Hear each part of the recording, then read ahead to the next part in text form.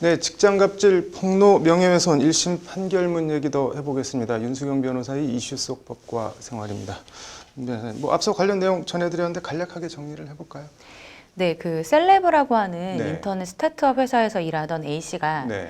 지난 2018년 4월에 자신의 페이스북에 당시 회사의 대표를 비판하는 글을 게재했습니다. 네. 그 내용을 살펴보면 크게 5가지인데요. 네.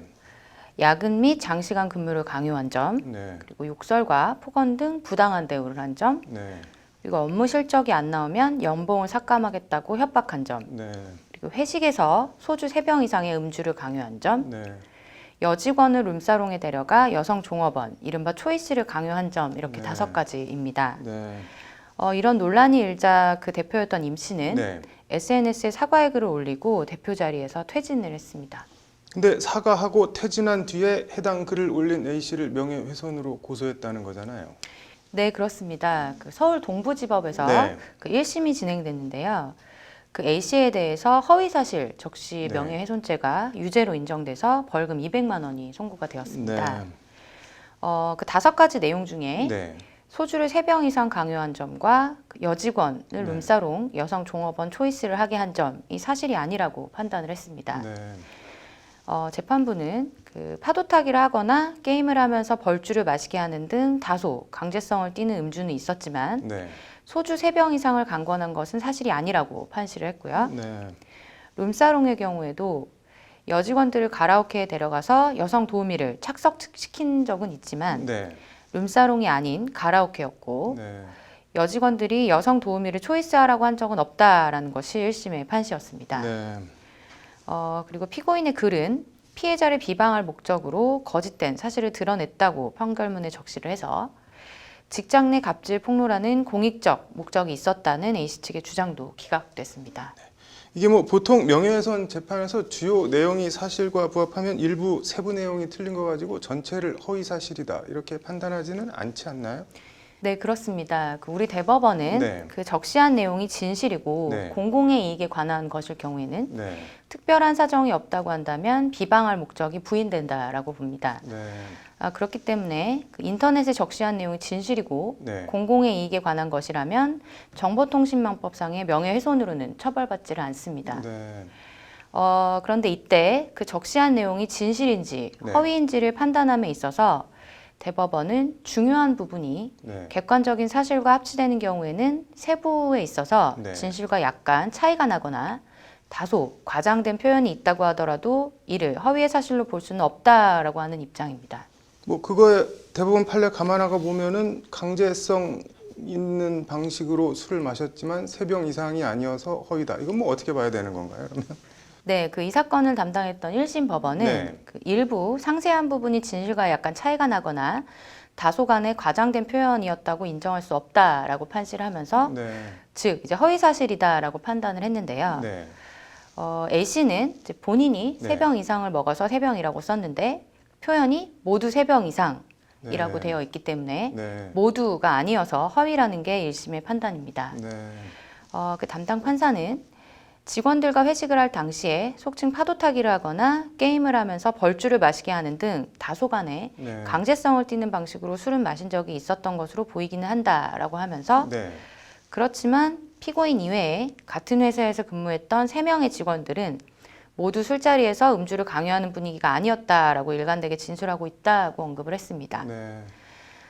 일부 허위 표현이 기재됐다는 점을 들어서 A씨의 글이 네. 비방할 목적으로 거짓된 사실을 드러낸 것으로 보일 뿐 일부 상세한 부분이 진실과 약간 차이가 나는데 불과하거나 네. 다소간의 과장된 표현이 있는 것으로서 주요한 동기 내지 목적이 공공의 이익을 위한 것이라고 인정할 수는 없다라고 판시를 했는데요. 네. 이제 앞서 말씀드린 것처럼 이제 우리 판례는 네. 허위 사실의 여부를 판단함에 있어서 네. 중요한 부분을 기준으로 하고 네. 다소 과장이 있더라도 허위로 단순히 판단을 하지는 않는데 네. 이번 사안의 경우에 음주를 강제했다는 사실이 중요한 부분이 되는 것은 아닌지 네. 그리고 3병 이상이라는 표현은 허위가 아니라 다소 과장한 것에 불과한 것은 아닌지 생각해 볼 여지가 있다고 생각합니다.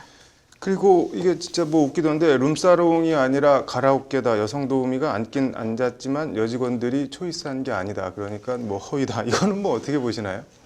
네, 저 개인적으로 네. 이제 룸사롱이든 네. 가라오케든 네. 이제 여성을 상품화한다면 문제가 있다라고 생각을 합니다. 네. A씨 역시도 그런 취지로 고발한 것이 아닌가 생각을 하는데요. 네. 다만 이제 관련된 기사들을 리서치해 보니 네. 그 A씨가 주장했던 룸사롱에 가서 여직원도 여자를 초이스해서 옆에 네. 앉도록 해야 했다라는 내용은 A씨가 직접 경험한 것이 아니고 네. 다른 사람으로부터 들은 내용이었던 것으로 전해지는 것 같습니다. 네. 이 점 때문에 재판부가 허위사실로 판단한 것은 아닌가 생각을 하고 있습니다. 네. 담당 판사는 여직원도 여자를 초이스하도록 하는 것은 경험칙상 상식적이지 못한 행동으로 보이는데 네. 피고인이 다른 사람의 말만 믿고 이를 그대로 글로 적시한 점 등에 비춰서 네. 피고인은 미필적으로나마 자신의 글이 허위일 수 있다는 점을 인식했다라고 보는 것이 상당하다라고 밝히고 네. 있습니다. 이게 뭐 1심은 또 직장 내 갑질 폭로라는 뭐 공익적 목적이 있었다는 주장도 기각하고 비방 목적이다라고 판시를 했는데 이거는 어떻게 보시나요? 네, 그 우리 대법원 판례에 네. 따르게 되면 네. 그 공공의 이익에 관한 것에는 널리 국가, 사회, 기타 일제 일반 다수인의 이익에 관한 것뿐만 아니라 네. 특정한 사회 집단이나 그 구성원 전체의 관심과 이익에 관한 것도 포함이 됩니다. 네. 아울러서 또 우리 대법원은 그 행위자의 주요한 동기 내지 목적이 네. 공공의 이익을 위한 것이라면 부수적으로 다른 사익적인 목적이나 동기가 있다고 하더라도 비방할 목적이 있다고 보기는 어렵다라고 판시를 네. 하고 있습니다. 네. 명예훼손의 성립 요건인 비방할 목적에 대해서 앞서 말씀드린 대로 이제 우리 네. 판례는 네. 공공의 이익과는 상반되는 의도라고 보고 있는데요. 네. 그 사실이 공공의 이익에 관한 것인지는 이제 명예훼손의 피해자가 공무원 등의 공인인지 아닌지 네. 그 표현이 객관적으로 국민이 알아야 할 공적 관심 사안에 관한 것이고 사회 여론 형성이나 공개 토론에 기여하는 것인지 그렇지 않은지 네. 또 순수한 사적인 영역에 속하는 것인지 그리고 표현으로 훼손되는 명예의 성격과 침해의 정도, 표현의 방법과 동기 등을 감안한 여러 가지 사정을 고려해야 된다고 판시를 하고 있습니다. 네. 이번의 경우에도 이제 A씨가 네. 단순한 사적 영역에 속하는 내용을 전혀 공공의 이익에 기여할 의도가 없이 단순히 전 직장의 대표를 명예훼손할 의도였는지에 대해서는 네. 당시 근무 환경이나 다른 직원들의 의견을 종합적으로 고려해서 신중히 판단할 필요가 있다고 생각합니다. 뭐 이번 사건이랑 1심 판결 개인적으로는 어떻게 보시나요? 네, 그 임 씨가 처음부터 A 씨를 고소한 것은 아닙니다. 네. 관련된 보도가 확산이 되자 임 씨는 사실을 인정하고 네. 공개적으로 사과를 했습니다. 네. 그렇지만 이제 얼마 지나지 않아서 임 씨는 A 씨의 글의 일부 내용이 허위라고 하면서 네. 명예훼손 소송을 제기를 했습니다. 그리고 2018년 5월에는 A 씨에게 5천만 원을 배상하라는 민사소송도 제기를 네. 했습니다. 그러면서 임 씨는 민사재판에서 그 회사 직원들을 인터뷰한 형식의 녹취록을 재판 증거로 제출을 했는데요. 네. 그 전 직장 동료였던 A 씨와 관련된 진술들로 재판과는 무관한 내용들도 포함되어 있는 것으로 보입니다. 네. 이렇게 이제 언론의 주목을 받은 내부 고발자들이 네. 관심이 지나간 뒤에 2차 가해에 놓이기가 좀 쉬운 상황인데요. 네. 비난을 못 이겨서 사과를 했던 가해자들도 이제 사태가 잦아들고 나면 내부 고발자를 법정에 불러들이고는 하는데 네. 이런 이제 내부 고발 사건의 경우에는 이제 폭로나되어도 피해자만 홀로 피해자로 남는 경우가 네. 많은 것 같습니다. 미국의 경우에는 이제 직장 내 성희롱에 대해서 네. 엄격한 법과 함께 그 EEOC 고용기회평등위원회가 네. 중간에서 소송을 대리하고 분쟁을 조율하면서 피해자에게 강력한 지지 기반을 만들어준다고 네. 합니다. 뭐 이런 제도도 참고할 필요가 있을 것 같습니다. 네. 뭐 마지막으로 이게 2심에서 어떻게 1심 결론이 바뀔 가능성이 있다고 보시나요? 어떠나요? 네, 그 1심은 네. 그 5가지 사실 중에 2개를 허위 사실로 인정을 하면서 네. A씨를 유죄라고 해서 200만 원의 벌금을 선고를 했는데요. 네. A씨가 전체적으로 고발을 했던 네. 목적을 고려한다면 네. 단순히 사적인 목적으로 고발했다고 보기는 좀 무리가 있을 것 같습니다. 네.